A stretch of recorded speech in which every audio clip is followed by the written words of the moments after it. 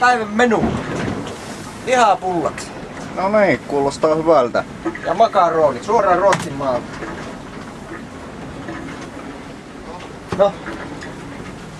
Mitä?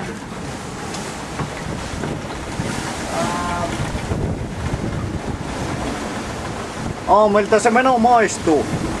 Hyvältähän se maistuu. Mikäs tässä mennessä, kun vene liikkuu? Vauhtia on 8,5 solmua ja vettä tulee niskaan, mutta ei se haittaa mitään.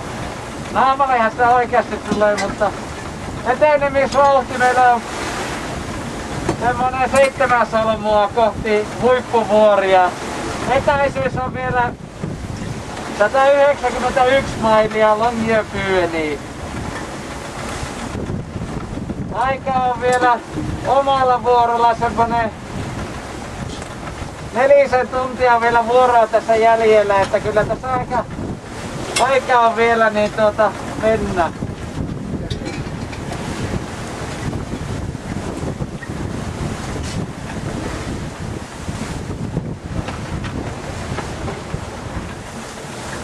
Siinä menee tukki, katoppa.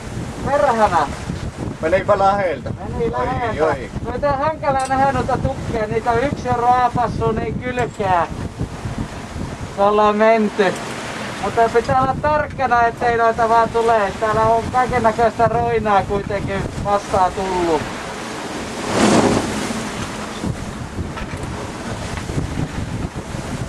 Että ei ole aivan turhaa, että on koko ajan tähystys eteenpäin. Ettei mennä autopilotilla.